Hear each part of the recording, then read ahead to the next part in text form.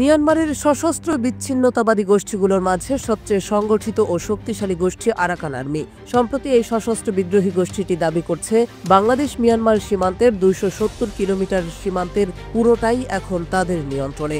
কয়েক মাস ধরে মিয়ানমারের সামরিক জান্তার সঙ্গে লড়াইয়ের পর রবিবার সকালে মংডু শহরের নিয়ন্ত্রণ নেওয়ার দাবি করেছে আরাকান আর্মি।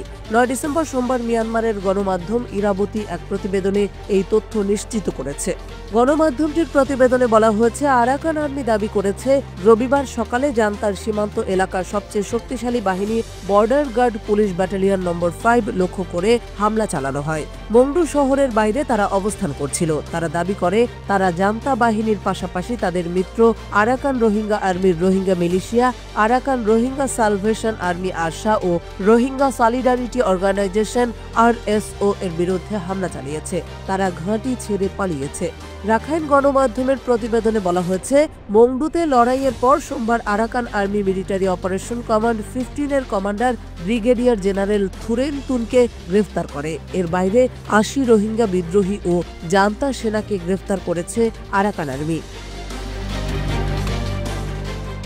গত মে মাসের শেষ দিক থেকে মংডুতে হামলা শুরু করে আরাকান আর্মি। মংডু শহরের নিয়ন্ত্রণ পেতে তাদের ৬ মাস সময় লেগেছে। আরাকান আর্মির দাবি, বাংলাদেশ সীমান্তের ৩টি গুরুত্বপূর্ণ শহর মংডু, রাখাইনের বুথিডং ও শিন এলাকার পালেতাওয়ার পুরোপুরি নিয়ন্ত্রণ নিয়েছে তারা। রাখাইনে যুদ্ধ পর্যবেক্ষণকারী একজন সামরিক বিশ্লেষক বলেছেন, বাংলাদেশের সঙ্গে বাণিজ্য পুনঃস্থাপন করলে মিয়ানমারের পশ্চিমাঞ্চলীয় রাজ্যে বসবাসকারী মানুষের দুর্দশা কমবে। উল্লেখ্য, গত মাসে জাতিসংঘ জানায়, রাখাইনে ২০ লাখের বেশি মানুষ দুর্ভিক্ষের মুখে পড়েছে।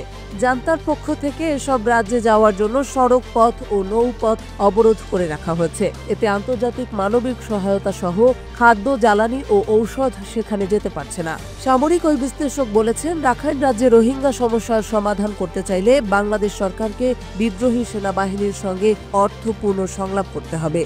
আরাকান আর্মি এখন দক্ষিণ রাখাইনের গাওয়া, তাউনগুপ ও আন শহরের নিয়ন্ত্রণ নিতে লড়াই করছে। ইতোমধ্যে আন শহরের ৩০টি জান্তা ঘাঁটি দখল করেছে আরাকান আর্মি। অন্য শহরগুলোতেও এগিয়েছে বিদ্রোহী এ গোষ্ঠী।